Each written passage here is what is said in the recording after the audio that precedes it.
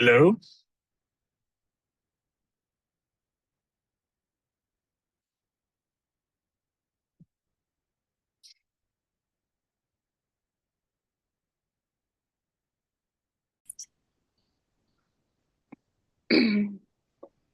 Okay, we're on. Let's do some chatting and hopefully we'll have a few more joiners as we go. I just want to start by saying thank you for being here. Thank you for being members. Cornerstone, especially thank you, the three of you, for joining us and making time to be a part of this discussion.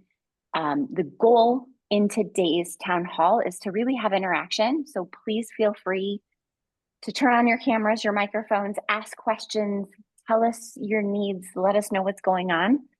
Um, as far as America Outdoors goes, we have a lot going on, but it's really a priority to make sure that resources are accurate for you and they're available to you. So we're making the time for this. In between, as we were just discussing, conference is coming. It's about 54 days away if you're counting. So if you're not yet registered, if you have questions, please let me know. We're getting really close. Um, the discount code for members is SLC 2025, and that membership link is on our webpage under the conference. So you can get yourself sorted, check out the agenda. There are great presentations coming. Speakers like Dave Dennis from Cornerstone will be there. So make sure you don't miss it. Um, there's a lot going on legislatively, marketing, risk management, lots of good stuff. So please check that out and make sure you're sorted to join us. Um, that being said, again, thanks for joining. Aaron, do you want to give a quick little update on what's going on for America Outdoors and then we'll turn it over? Yeah, absolutely. I think I'll start at the beginning, at Okay.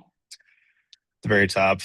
Yeah, so hopefully this is hopefully like we said last time, this is going to be something we do more often, just town halls, both informational and just to solicit input. So appreciate you all coming and making the time to jump in here. So, and one of my hopes, both with this presentation and questions specific to the presentation, is that we can hear more from you. So, what you are experiencing, what your needs are, what your challenges are. That's particularly apropos, I think, with this presentation, because one of the things that I think Dave and the gang here will speak to is how we work with them to develop templates that are most useful to our members, decide on those on an annual basis. I'm going to stop it there because Dave will do a better job. But all to say, I think that's part and parcel of what Karen and I and AO hopes these town halls can be going forward. So more interactive, more input from members, and getting more direction from you all. Um, I'm going to try to keep it somewhat brief. There's a lot of things going on. It's pretty exciting times, dark times, however you want to look at it. On the federal level, with all on across a number of fronts. So really briefly, obviously we are on day, I think, 16 of the shutdown. So far I think we've heard pretty limited impact stories from members. We haven't heard that there have been inordinate impacts across different management agencies from parks, foresters, BLM, et cetera. Um, that said, I would really encourage folks to reach out if something is impacting your operation associated with lapse in appropriations or furloughed staff, permit processing, anything like that. In particular, as some of those contingency plans were based on either 2 or 3 week initial timelines. So, like Forest Service, their initial recreation stays open partner letter expired, I think, 2 days ago. So if you do start experiencing impacts, if you are seeing things on the ground, please let me know. It just helps inform what we can do on your behalf and just what we understand about what's happening more generally. Um, we will see there's been some litigation back and forth, well, injunctions back and forth about some of the furloughs. We'll have to wait and see what that might look like with the land management agencies, but I think we can probably expect that in particular within DOI and in particular with NPS, we'll probably see some rifts and some additional people not coming back after furlough. So that's something to pay attention to, and also time to maybe thinking about reaching out to and supporting our partners on the agency front uh, right now when they're kind of in the dark. That is just one of the many things that's happening. Government shutdown. There have been some other exciting things, exciting and a little bit concerning things happening in Congress. A really, really short version of something that I've been tracking pretty closely is just, I think it was last week, the Senate took up a series of resolutions regarding resource management plans. So you've probably seen something about this in the news, different resource management plans from Montana, up in Alaska, Dakotas. Um, and they were reviewing these resolutions to repeal these resource management plans, and they were using the Congressional Review Act to do so. That all gets really boring really quickly, but the takeaway is that resource management plans aren't considered rules. The Congressional Review Act, if these resource management plans are considered rules, which these resolutions were setting out to vote about, then in theory, not necessarily, this is not 100%, it's a matter of legal interpretation, but in theory, any resource management plan, which would include a forest plan, BLM recreation plan, et cetera, national park management plan, all of those things would also be considered rules, in which case they would have to have been reviewed in order to be valid, meaning that we could be looking at a precedent setting situation where we'd have to go back and review all these resource management plans as rules and have them approved. It would be an enormous shift in land management, one of the several attempts we've seen recently. So I'd say definitely pay attention to it. Definitely look at the newsletter. I'll keep you updated on it. I just wanted to give you some good jolt of fear before passing it over into something a little bit less dark. There's a lot of other things going on. BLM conservation landscape health rule, uh, comment periods on IRS qualified tips, all sorts of things. I think most of the highlights were covered in the last newsletter, and the rest will be covered in the next one. There will be an opportunity, I think. I don't know, Karen, if you want to do it now or after the fact, probably after the fact, to share anything on your end as members or to ask questions about any issues, those or anything else that's going on. But I think those are the highlights. Yeah. So that's great. Thank you. Just for those of you who don't know, Aaron, that was very short. It was super short. That was brief. Yeah. Thank and you. as I said beforehand, it's that's always the worst kind. You're like trying to find that middle ground on really complex issues. What do I cover? What don't I? So just enough to scare you. Segue out of that, I want to pass over to Cornerstone now, because Cornerstone's been an incredible partner, from practical safety compliance templates to mental health support systems.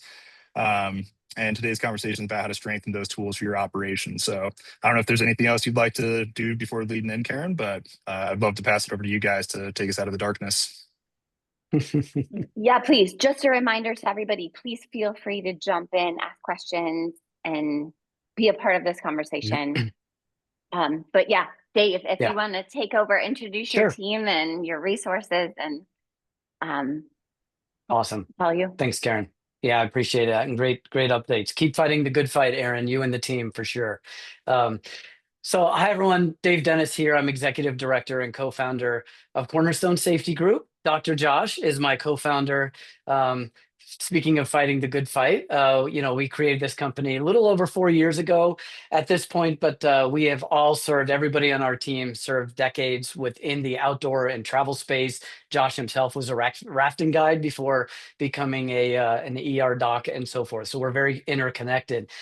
Cornerstone, in short form, we're a risk management organization, but we're unique because we support operators and outfitters on comprehensive risk management. And what that means is we blend medical and mental health and risk management expertise to help organizations with protocol development and staff training. We're on call when programs are in the field. I mean, we're really leaning into just this passion project that we have and this just connection of being in this outdoor space. So that's what kind of brought us into the America outdoor world. We have partnered for the last 2 years, both as a member, but also as a content provider, if you will. And Karen, when we first met, the goal was really, how do we update the risk management resources and how do we create this living kind of evolving process? And over the last 2 years, if you're not familiar, we have developed I think we're up to 16 documents now, and it's a constant progress or process where we're looking to continually evolve. I'll give you an example of what we've already worked on collectively.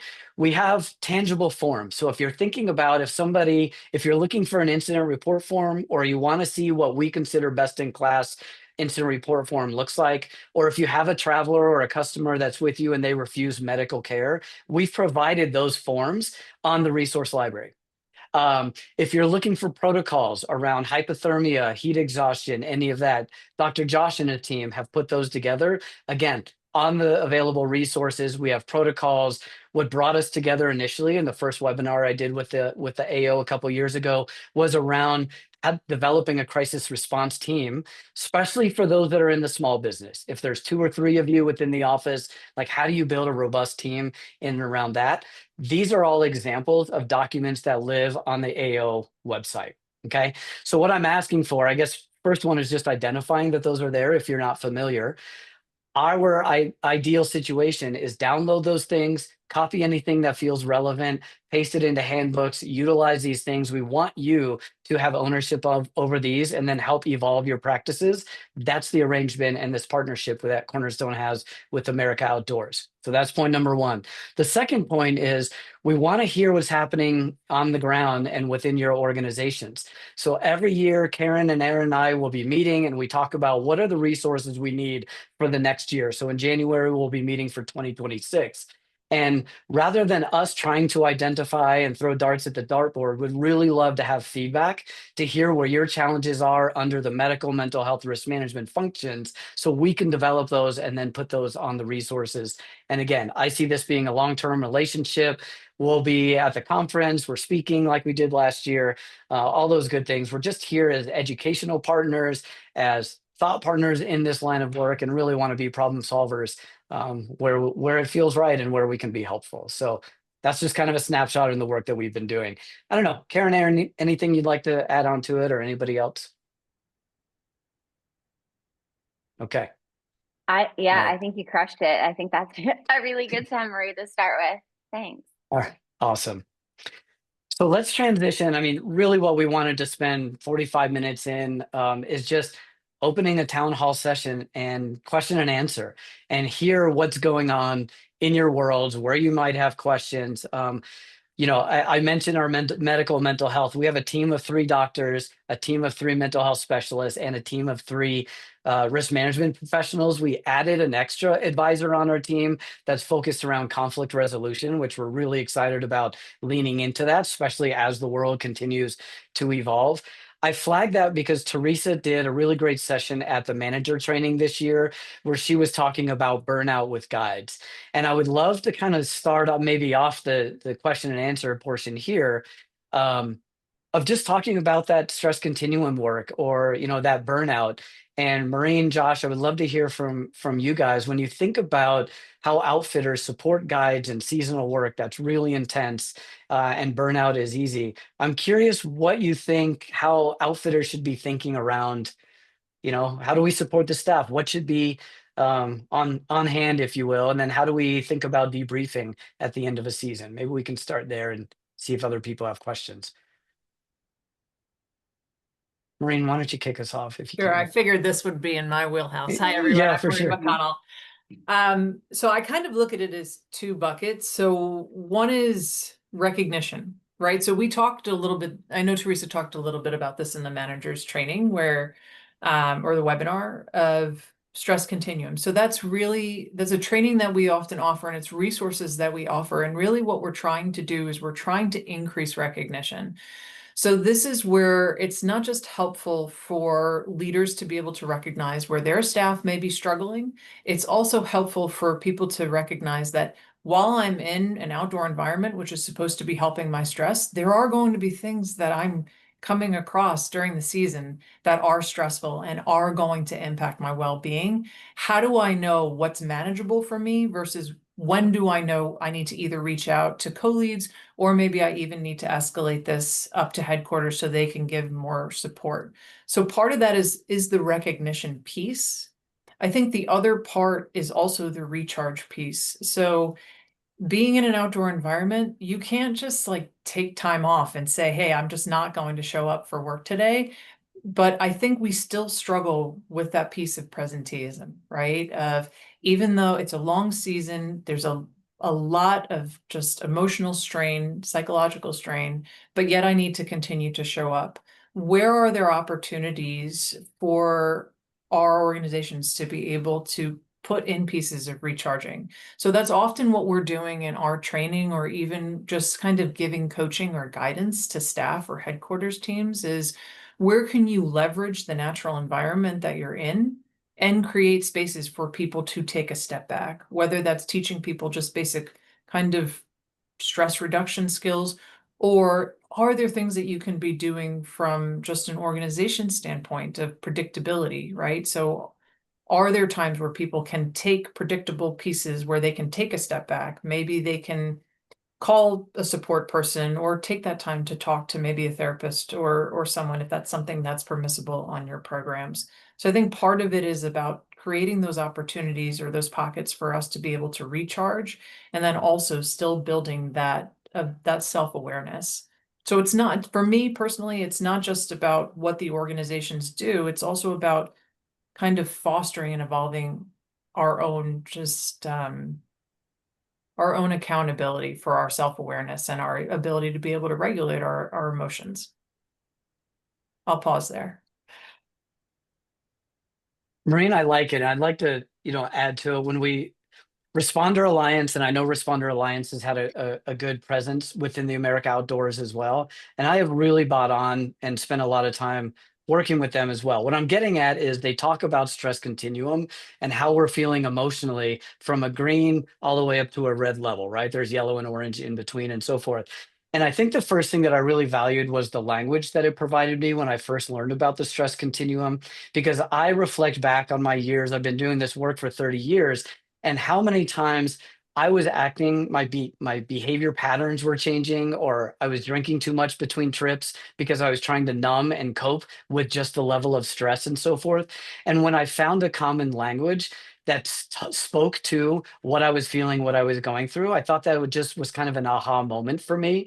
So I think the first piece is normalizing the language and utilizing that, or even implementing it within our staff training or our guide training, that it's okay to have X, Y, and Z as kind of that continuum or that stress burnout. The second piece, which is very specific and tangible, but we have a member of ours that has an office. Everybody comes in, day out. So I'm thinking and leaning towards the office staff, for example, and they have 2 jars that are clear jars, and they have poker chips. And everybody during peak season comes in and they grab a chip, whether it's green, yellow, orange, or red, and they drop it in one of the buckets. And it's all anonymous work, but when the owner or the director or the manager of the office comes in, they can get a gauge of where is my team on any given day. You'll see a bunch of greens, you'll see some reds, you may see some yellows, and that's a really great indicator. And that one really leaps out to me and reinforces the commonality or the language and normalizing kind of these processes. Because I think, Maureen, to your point around accountability and what we're feeling, I mean, burnout is such a big thing. And I think we already come into this work at times in a state of depletion. And I think specifically in this past summer, there was so much going on leading into the summer and so much uncertainty. And I don't see that changing necessarily. So if we're starting the season from depletion, I worry about what that could look like cascading downstream. Yeah. Unintended there. Yeah. The other thing I'd add is, sometimes even just using a color system, I think it solves for one of the bigger issues, which is we want to be able to emotionally support our people, right? We want to be able to take good care of people. We want people to come back year after year, hopefully, especially if they're good employees. But I think one of the questions that we often get is like, I don't want to be a therapist, right? That's not my role. That I don't see that as being part of the wheelhouse of any kind of support that we provide. So I think using kind of this color system, it very quickly communicates without getting into that therapy territory of where you're at. And I think the other thing that's really helpful is that it's many times when we just listen to somebody's story of what's going on, we don't always get to the point where we're helping them through it. We're just listening.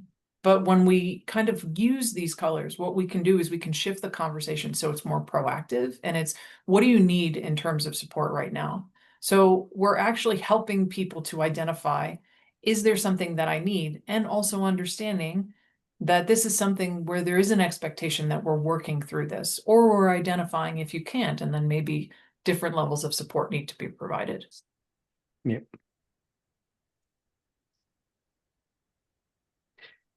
Karen, yeah, go ahead. Can I jump in? I love Please. this conversation, and I love the fact that we've done related webinars and classes on this. And I think it's like really important.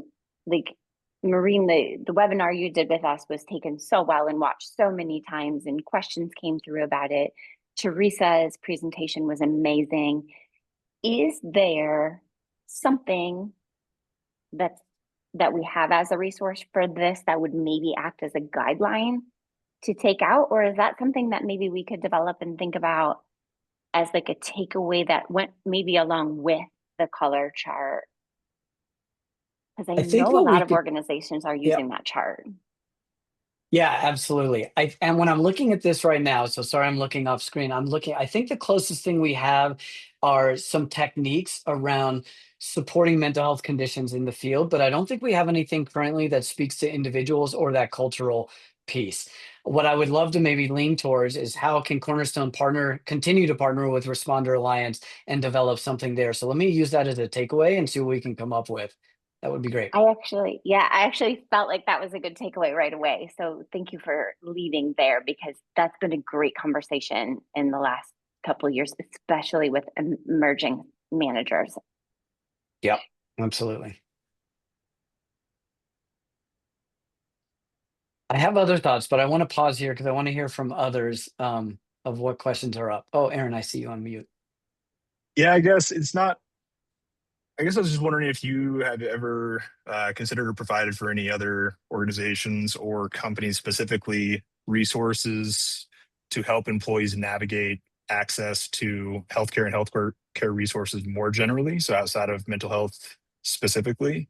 And one reason I ask is a state group over in Idaho is just did a survey of guides in Idaho, and there's a number of fairly jarring findings coming out of it, but one of them is just how few guides have a clear understanding of how to even access the healthcare opportunities that are available to them, or whether or not they're even eligible for ACA subsidies, et cetera. Which is nothing against them; it's all complicated stuff. But I suppose as you were talking, Maureen, it made me think whether or not that's something that folks have asked for in the past, or if you think that's a high need area, or if that's a little bit too far afield. We love a challenge. So what I will say is we don't have anything yet, Aaron, but I would love to dive into that, because what you're speaking to is a vulnerability. And when I think about the costs of medical care, of seasonal staff, and I've been there as well, I mean, that's significant, specifically with people doing seasonal work. So I hear that challenge, and we'll take it on and see what we can come up with on that side. But we don't have anything that exists at the moment. We have to be careful because we're not making insurance recommendations per se, even though we work in alignment with insurance, just like we're not able to offer, treat, diagnose, offer that patient care, even though we want to. It's just we're limited in our insurance coverage itself. But back to the point, challenge accepted. So let me get back. All right. Yeah. Awesome. If I could just jump in for a second. So it's interesting because I think that our guides, we have about 30 to 40 raft guides during the summertime and the equal count of canopy tour guides. And our raft guides, I think, are a little different than your base audience here, because our guides are running a 3 to 4 hour trip. And they don't have the overnight trip. So there's I think a whole different stress level that comes in from that perspective. And a lot of our guides are also going to be late high school, they have to be at least 18, but they're going to be college level kids who are probably on their parents' health insurance at that point. And they're not as career guides as they are college guides. Once college is done, they got one more summer before they move on to their real job. So when you guys are talking about stress levels, we are kind of curious as we listen, because our guide stress levels come from water levels. Water gets low, day gets longer. It physically gets harder, which becomes mentally harder along with it as well. There's less turnaround time between one trip and the next. We do everything we can to alleviate the stress that we can. But we can't control the water levels, unfortunately, because we don't have a dam fed river where we can ask for more water. And if we could, we probably wouldn't get it anyway, but I am kind of curious about how de-stressing ideas for our guides. I just, normally we've been very old school and like, hey, you're a raft guide. You probably have you have the best job that we can possibly think of in the world. Okay. But that's not the answer. It'd be interesting to hear like some of the distressing things that you guys might have talked about that would work for somebody who is 3 to 4 hours a day, or quick turnaround between 2 trips, things like that. I think we're just in a different world than like the base raft guide you're talking about a little bit, especially if somebody's guiding on the salmon 5 to 7 days overnight. You're with your guests 24 hours. That's a little different than our guests are coming from Northern Virginia. They want to be home before it's dark, so just the That's fact its own that kind of stress. yeah. Well, that is an interesting question, though. Different cohorts. I don't have an answer. I was just interjecting to hear my own voice. Perfect. Well, I'll take a first stab, and I'm curious if others have anything there. Obviously, I think about the daily debrief and what that looks like, because I think specifically when we're talking about millennials / Gen Y, right? I think they're interchangeable terms. What we are seeing from our lens is there's been this expectations on employers where high school kids have a therapist or a counselor on staff. They go to college, they have a therapist counselor on staff. They move into the working world, and we're seeing that expectation or the question saying, how are you supporting me in my mental health needs? Because they are accustomed to having that level of support. That's not an answer, that's just an awareness of what I'm stating. But I think when we can be very clear with expectations, doing that daily debrief, and again, normalizing language, I think there's a lot that can be spoken to that, and also in the training element as well. And I think about it, Maureen, in terms that you and I talk about frequently, especially if we have somebody that has underlying anxiety, they're just generally nervous or something, the more that we can set clear expectations, have less kind of sudden changes or rapid changes there, that helps that emotional state as well. And I don't know, that's not what your question was pointing to, but I think what I'm trying to get to is like, is that expectation setting real? Are we taking times at the end of the day to just kind of normal set? Or are we starting the day saying, here's a longer day, here's what we're thinking? I'm sure all of those things are happening, but I'm just wondering if there's something there that might resonate that you would like to comment on. We do the daily debrief. We call it post, and we think it's important, especially for the newer raft guides, because in a 3-week time period, we can see dramatic water level changes, which basically the guide is training all over again. And what's important to us is a guest experience. So when you're in a raft guide who's dealing with a lower water level, you would want to make sure that the guest has a really good experience. And another thing too is, once again, not to make our guests sound more complicated, but our guests are coming from suburban DC, Maryland, Northern Virginia. Their expectations for the outdoors is a little different than somebody going to Idaho or going to Grand Canyon. We have people that come camping and ask us if we can do something about the bugs. So this to give you a rough idea. Our guests are a little pickier, a little easier to satisfy, because they're just happy to be away from the sound of cars and cell phones for the most part. But that doesn't necessarily make a guide's job any easier at the same time when the water level changes, because they're working physically hard to make sure the guest has an excellent day. And then that's when their sense of humor and what they know about local history and their personalities take over and make the day for the guest. Most of our 5-star reviews comes from our guided activities, and we do the debrief.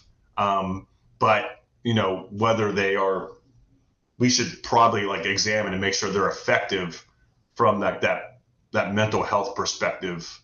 Make sure everybody's being heard and listened to, and then continue addressing the things that are popping up. But I don't know if there's anything other than that. I mean, I think of all the TikToks I see making fun of pizza parties. Like the employer throws a pizza party. Hey, you guys did a really good job. Everybody else gets a big bonus. You guys get a pizza party. I think of that type of joke I see all the time. But for us, we're trying to learn is that, are there other things that we should consider? Because honestly, with three of us sitting here, I have my compliance, my admin, I'm the GM for the company. We don't see what we think are mental health issues, but we could be missing them at the same time. Yeah. I mean, I want to be aware 100% because it is a different time, for sure. So It is. Yeah, and no longer toughing it out as a badge of honor, is kind of satisfactory, and I think that's going to continually change as well. I love this question. I would love to spend the whole hour and diving into like interviewing and job descriptions and expectation setting, but that's where my mind goes. And Okay. I think I would love to connect offline. So, please feel free. And Maureen, I know you are curious about this work, but that's where my mind goes. And I think maybe there's something there. We may also live in a world where there isn't more that we can do aside from just saying, this is the job and we're going to support you. And when you need to call out, this is what that expectation would look like. But if we're doing half-day trips and it's just rinse and repeat and that's what's going on, that's what the job is all about. So I just think it's number one, again, I go back to expectation setting, normalizing, giving opportunities for people to speak out. Feels like a good way to kind of level set some of that. And then maybe there's other nuances that could be baked in. Thank you. I appreciate that. That is the comment. Your comments are useful for sure. I do appreciate it. Appreciate that. For the sake of contrast with useful comments, you could also do something about the bugs, see if that gets the most complaints from the guests. If you didn't want to phone it in, Sometimes it's just like, what are we gonna do? How do we answer that? Yes, absolutely. Yeah. I invite you all to come spend some time with us in the summer and just see when we have 3,000 people here in one day and just a variety of people we have come through. So yikes. Yeah. I'm out of Northern Virginia myself, so I'd be happy to come down anytime. And I definitely please do. I didn't mean to. I kind of threw you under the bus. So I apologize for that. No, that's okay. I totally get it. I can sympathize for sure. I get it. I was watching your reaction when he was saying that because I knew you lived out there. I will say, like, we have snow tubing in the wintertime, and we're always amazed. We meet a lot of people from South America, Central America that moved into the DC area for work who've never seen snow before.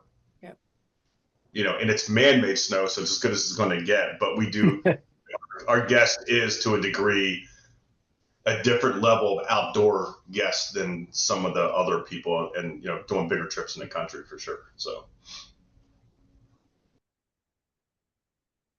Yeah. The only quick thing that I'll add is that, especially for shorter trips, sometimes formal debriefs can take too much time. It can be a little bit too taxing. So sometimes we'll advise on defuses, which are kind of smaller debriefs that can happen with more frequency. And it sometimes saves, when you're doing those shorter check-ins and you're giving yourself that capacity to just like decompress if there's something that's potentially escalating, sometimes that does save time from a actual debrief.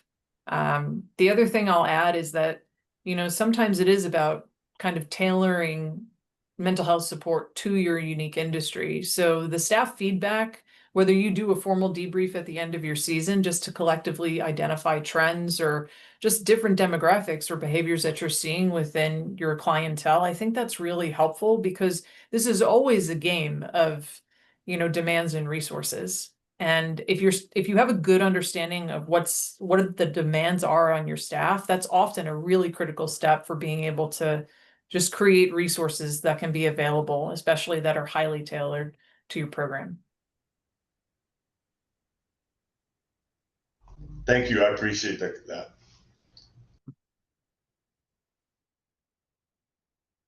I don't know, Dave, if there's something else specifically that you wanted to jump into next. I mean, I think, and if so, interrupt me. No, do it. I guess, well, I mean, you produce a number of different like templates and resources for, for our folks in this kind of industry. And I think you kind of gave the overview of those things, but like, is there a trend? Maybe this is a question to you and or anybody else in the call, but one to you and your team, like, is there a trend for the types of resources or the types of things you're being asked for more and more, whether including or aside or in addition to any sort of mental health training materials or resources? Like, are you seeing any trends overall in the types of materials you're being asked for or the types of support you're being asked for? Well, I'll answer that because two things come to mind. The first is around this just conflict resolution piece, and it feels really targeted over this past year. And what I mean by targeted is the tonal change that we saw from this peak season, whether it was complaints, customers having conversations themselves, staff to staff, emotional, political kind of perspectives, having viewpoints. I feel like we're continuing to lose that ability to have adult professional conversation and still have difference of perspective, but respect each other in that way. And I don't want to lean into that in any way. Specifically, what I'm saying is that's why we brought on this person on our team, Barrett, because he has this PhD in international peace studies, which I didn't know was a thing Right. before I met him. And, he's just helping with language and what is the format, how we can have this conversation, or what's our job as employers and leaders of organizations to be able to level set rather than just shutting down conversations. How can we have that and use them as kind of team building pieces? So that one really stood out to us, to the point where it was really hurtful with business owners, the feedback that was coming back from staff or feedback that was coming back from customers. Now I'm talking longer multi-day expeditions and so forth there. But that was a tonal change that took us a little bit by surprise, I think, or business owners by surprise. So that's number one. The second one that I have been kind of on my own kick about as I'm continuing to explore different pockets of the industry is around succession planning. And it worries me that there are so many organizations where knowledge and information lives in a silo, and this understanding that I'm always going to be here as Dave Dennis with Cornerstone, right? And we struggle with it ourselves. And how do we move away from being all of that data, that intellectual property, that knowledge of the organization? How do we develop systems where it's more level set so business owners can walk away and go on vacation and they're not hamstrung to being in the office all the time? Because we started this conversation about emotional well-being. We didn't even talk about the business owners that carry all the weight of all of the things going on. So that is a personal kind of aspiration that we're leaning towards, and how we're thinking about that part. But that seems to me like the biggest risk of this industry, specifically when I lean into the guide and outfitter industry, is it's just so much of a small business. I own everything and I have to carry it. But what happens after I want to go on vacation, or I'm no longer around or want to retire or sell or do all those things? So that's a personal self-study that I'm on. Hopefully that resonated. Yeah. That one makes a ton. Both of those make a ton of sense. I wasn't sure initially if you said secession or succession. So it was exciting getting to midway where I figured it out. But no, that makes a ton of sense. I'm blurring. I haven't been drinking, I promise. But yeah. Yeah, that'll happen. Yeah. Just Jessica added to this in the chat too. Conflict resolution resources would serve us very well. Our guides spend a lot of time together on multi-day trips, have to learn how to get through conflict without external input from our management. If we could help them know how to do that, it would benefit. Love it. Yeah, Jessica, great. I'm curious, Jessica, is this like with guides having conflict with each other, like staff having conflict, or is it more with clients? Or both?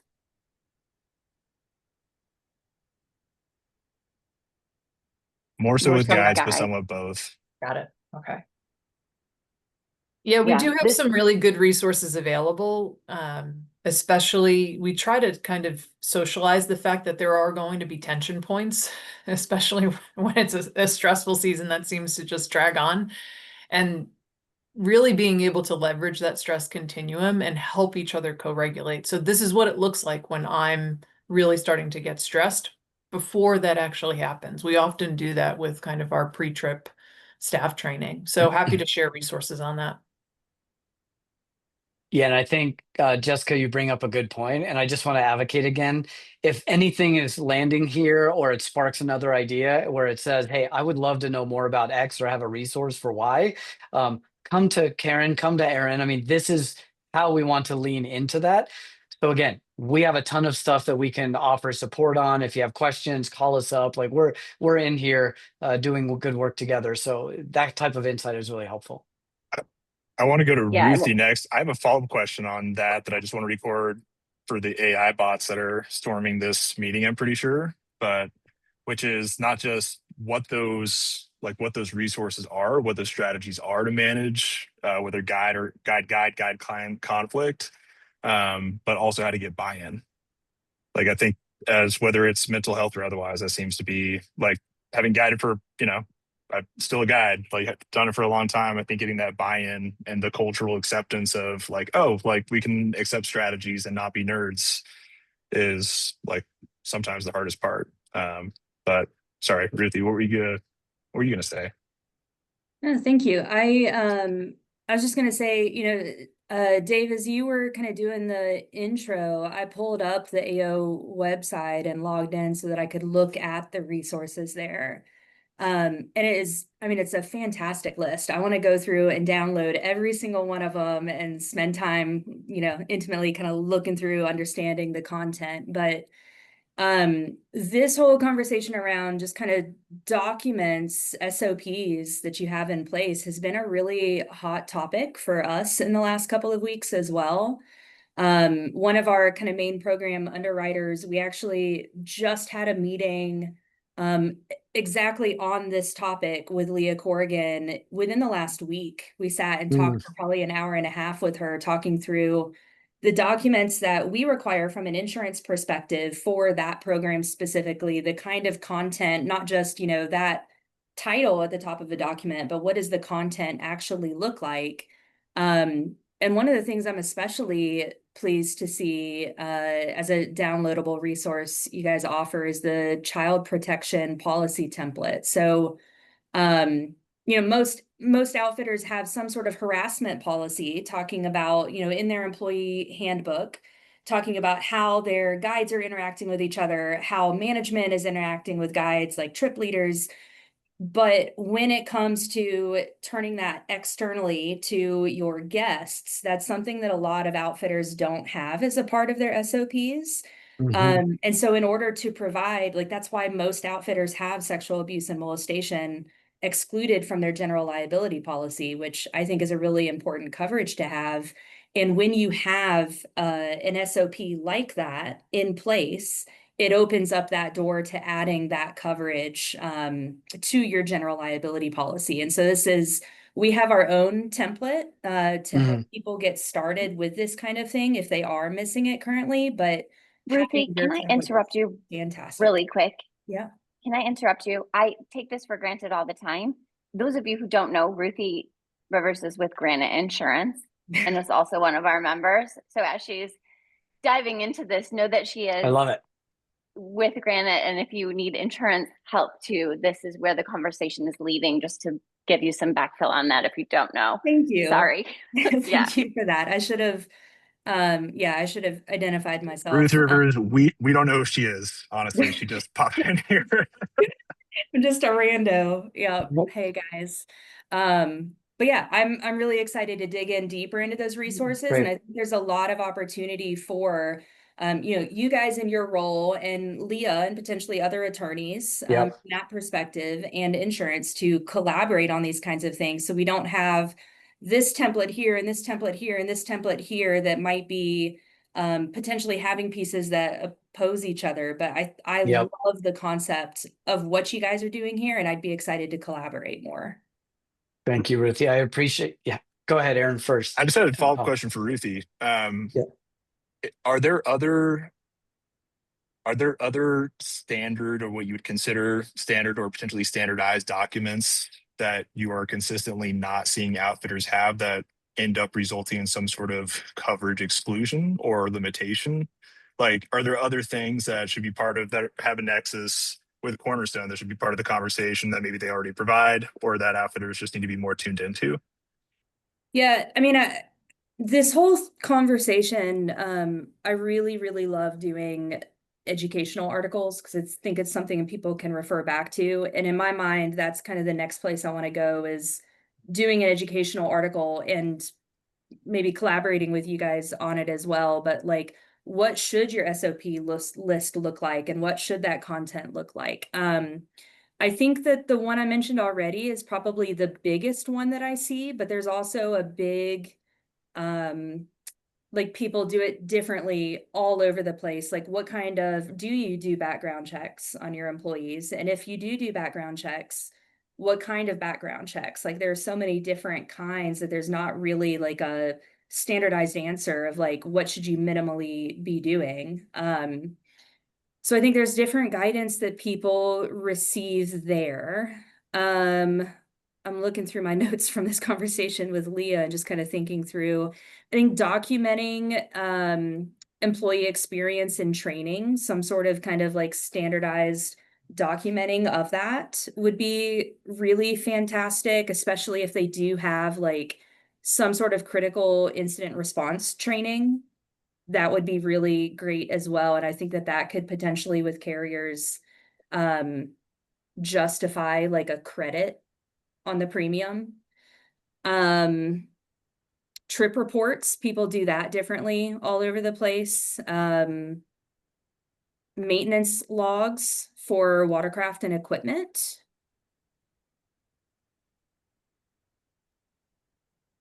A communication plan, not necessarily even just for like an accident, but just in general, what does your communication plan look like? I think a lot of people have worked hard on like, when an accident happens, how does that communication play out? Who do I contact and everything? But outside of that, is there kind of a communication plan, whether it's a single day trip outfitter or multi-day?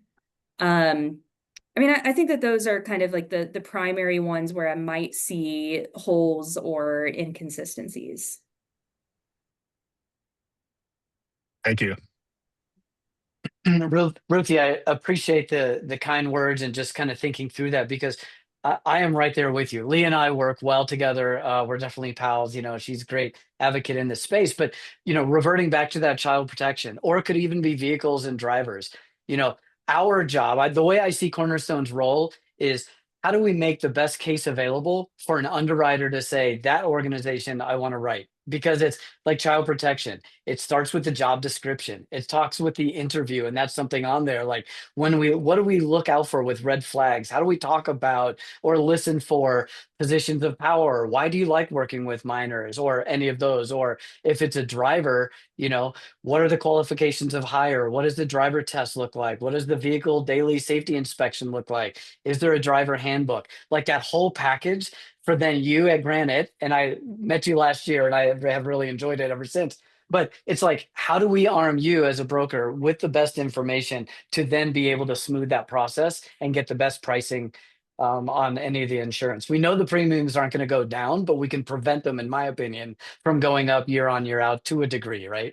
Yeah, absolutely. And I mean, there is a chance that premiums can go down with some of this, you know, like Okay.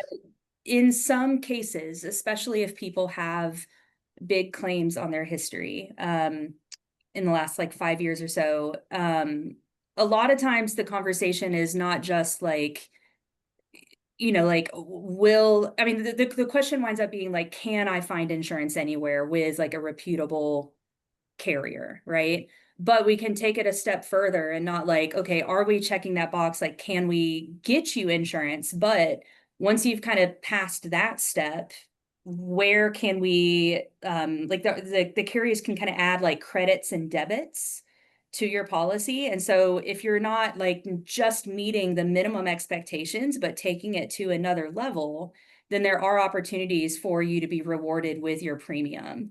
And so having these kinds of things, like going above and beyond with your SOPs, and balancing that, you know, I'm hearing Leah's voice in my mind, balancing that with having SOPs that you can actually follow. It's not just written down and then you do something different, because that sets you up for danger in court, right? But like having these SOPs that go above and beyond that you can actually follow, I mean, it provides opportunities for premium savings here.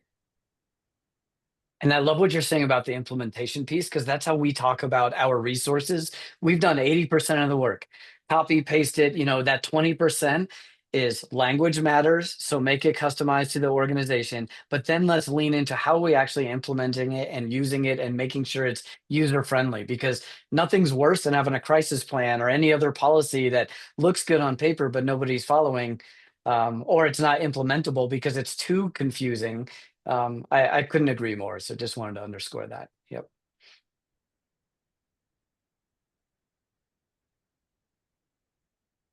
So just to check in, we have about 10 minutes left. Is there anything that anybody wants to bring up right away? I have a few other questions that have come in separately too, but if anybody wants to jump in, please do, or Cornerstone crew, if there's anything you want to flag or point out or ask, please. I don't have a question. This would just be more of a general comment. So when you were listing off a lot of those things, Ruthie, which by the way, that was an awesome list to go through. And what made us feel good is that a lot of the things, if not all those lists, we have those items: policies and procedures, vehicle checklist, background checks. We do two levels of background checks. We have all that stuff. I think, and maybe this is not for this conversation, but I can tell you what we can use in West Virginia. We can use legislative help. Nuisance lawsuits are our problem. And it's because insurance companies have gotten to the point where it's easier to settle than to fight.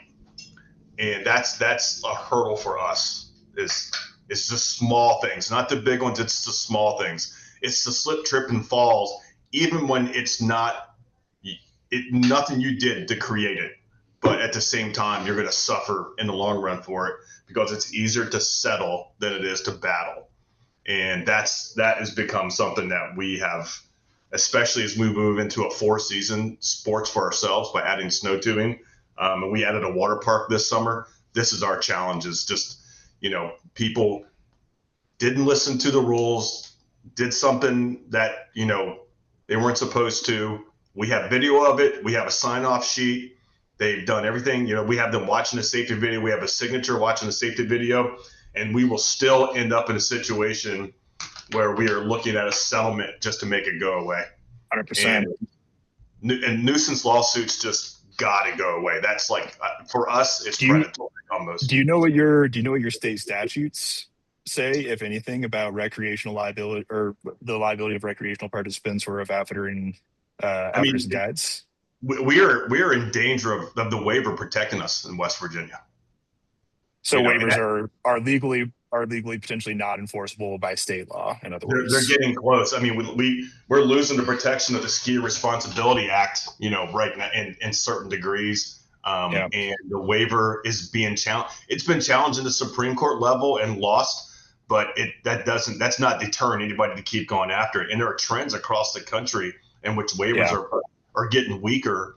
And it's just a matter of time before West Virginia gets there. And legislative help is what I think the industry needs across the board in a large degree. But that's just me being in my soapbox. I apologize. It's just something that we see happening here. So I hear that a lot. I've been hearing that a lot, and I've dealt with it certainly personally in Idaho in a pretty direct way when we amended those statutes. But I'm hearing from a lot of different states that folks are experiencing the same thing, and that's not surprising to anybody, right? We all know that. But no, you're right. That's a doozy. Yeah. I'd be happy to talk more about that offline if you want to. Yeah, I'd love to catch up, spend some time to talk about it, because we definitely, it's not just us. I mean, the other outfitters are feeling it as well. They're a 5-hour drive away from us, but they're definitely feeling the pinch too when you talk to them. So, Even with valid waivers, we've got lawsuits that take 3 years before we can get to a summary motion judgment. And the opposing counsel, their goal is just to get the insurance company to settle by doing discovery and depositions over and over and over again, and delaying summary for motion judgment and trying to get a settlement. It's a challenge. And where are you based, Daniel? North Carolina, Georgia, South Carolina, Tennessee. Yep. Well, I'd be happy to chat with you as well. I mean, I think on the state level, it's obvious every state is different and all statutes are different. And I'm absolutely not an attorney, but I spent a lot of time in liability statutes in Idaho, and we had good success there. And it's not going to be the panacea, right? Like, it only addresses one thing, but it does certainly, at least from the legal perspective, diminish the incentive structure for pursuing a case for the end outcome of settlement, right? And establishes some clearer sideboards, which I think is really all industry is ultimately asking for the most part. Like, hey, if you signed a waiver, you're out in the forest, lightning strikes, hits a tree, it spooks a horse, and the horse like bucks off the mountain. Is that your fault? Of course it's not your fault. Like, and you shouldn't have to go through 2 years and, hundreds of thousands of dollars to, hopefully still hold on your business and prove as much.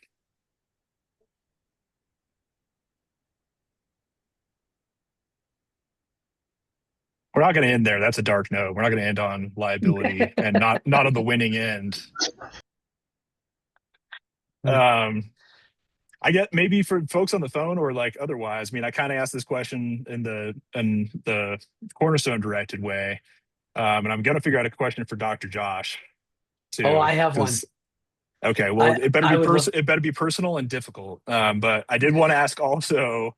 Oh, I did want to ask also, are there other things? Because I really am interested in surveys that are really low response, especially my surveys.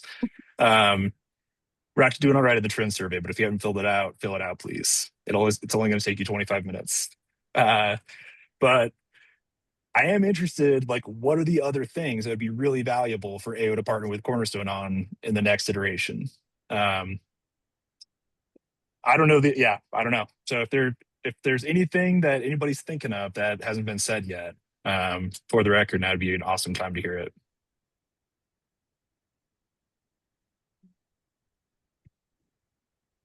I saw the chat, Asheville. I thought that was an answer for a second. It wasn't. Okay, barring that, I'll let you feel free to jump in. But barring that, I'll let you I'll let you give your ringer to Dr. Josh. All right. Hey, Josh, there it is. We've had a lot of conversation around Epi with the new nasal spray Epi, and I would love for you to share your thoughts on that because we get a lot of questions. Can we put that in med kits now? So there you go.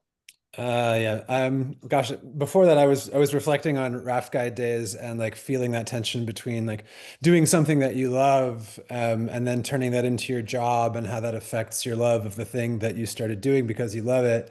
And just remembering how good it felt. And I did guide on the salmon and other longer rivers as much as I did day trips, just remembering how good it felt to get a day on the gear boat with no humans in the boat, or get a day like as the shuttle driver with the radio as my companion instead of, having to be stand-up comedian and safety officer and RAF guide. Anyway, I definitely feel that. So the short answer on the epinephrine nasal spray is no. And the long answer on the epinephrine nasal spray is no. As my joke. It sounds like a maybe. Thanks. Yeah. The reason being is that, I'm just going to let that sink in for a sec. Okay. Yeah, do it. The reason being, we just don't have real world data to show that it's effective in actually sick people. As the tried and true guaranteed known dose, known delivery, more or less guaranteed from the auto injector. The industry will tell you that they have all this data that they want to share with you that they haven't published. If it was any good, they'd have published it. And clinically, ask your friendly neighborhood ER doc. We've got lots of meds in our arsenal that are supposed to be just as good as a nasal spray, everything from sedatives to pain medications to Narcan to reverse opioid overdoses to epinephrine, and they just don't stack up in real life. We just see them fail all the time, even though they're actually, they're FDA approved too. There's just too many variables. So I see the lack of a needle as a serious downside. I don't really care if it stings if you're dying. I think it's a solution in search of a problem. Like, oh, we'll avoid a needle stick. Like, no, I want the needle stick. I want to put the drug in your muscle so you don't die. Maybe someday we'll have really convincing data in patients with anaphylaxis to say it's just as good. But right now we've got healthy volunteers and animal studies, and that doesn't quite do it. Thank you, Josh. Yeah. I'll have the death, please. No needles. No, I'll take the needle. That makes sense. That was an excellent question, by the way, Dave. It wasn't as hard hitting as I thought. I was really hoping it Oh, would be, yeah. but because he had like a ready-made answer, he was totally prepared. Yeah, But doing some work it is on a really this. good question and interesting. One. I hadn't thought of it before. Karen, I think I interrupted you a moment ago. No, I just want to check No. in and make sure we know we're at time. And Yeah. I want to make sure and extend gratitude for the time we've gotten. And extend the conversation to please continue this conversation. Please reach out to us, ask us questions, share your needs. Obviously, we're doing this and we want this to be beneficial for members. We want these resources to be used. So please continue the conversation. I do, Dave, have a few other questions that have come in on the side too. So we'll chat about that later because we kind of ran out of time. If anyone wanted to continue or if we want to have Forest Service conversations, I am happy to stay on here, but just wanted to wrap with a big thank you and thank you for providing the resources and the time to share. Thanks, Karen. Thank you, everybody. It was great being here. Appreciate the conversation. Yeah. To the question well, so I wanted to thank you too, not to be outdone by Karen. No, I really do want to thank you. I think we're going to do a follow-up from this with sort of a list of resources, right? That are currently available on the AO site, and also either direct links or a complicated choose your own adventure map to find them. We're going to be improving how easy and or difficult it is to find them currently. Right now, it's kind of the mantra, you got to earn it. You got to really earn these resources. I'm actually shocked that Ruthie found them so readily.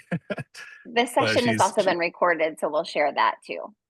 Yes, absolutely. And as Karen said, if there are any things that come to mind, some of these suggestions were really, really good. If there are other things that come to mind, resources that you think would be most valuable for us to focus on in the conversations that we have with the Cornerstone folks as we put together the next round, please let us know what those are. Remember, Salt Lake's coming up. If you're not already registered, please check out the agenda and get yourself registered, show up. Only nerds aren't going. And I am down to stay and have a chat with anybody about anything government affairs and or dream wedding or organization related if anybody feels like sticking around. That's when they're going to leave, by the way, is as soon as I say that. I think you had them at Dream Wedding. Yeah, for sure. That's what you think, but it never works out that way. Thanks, friends. I'm going to log off. I'll see you. Thanks, Dave. Bye. Guys. Sweetheart Gosh, neckline. That's Ruthie. all. Sweetheart neckline. That's all I want. See y'all. Thank you so got it. much. Thank you. Thanks, everybody. Thanks, Maureen.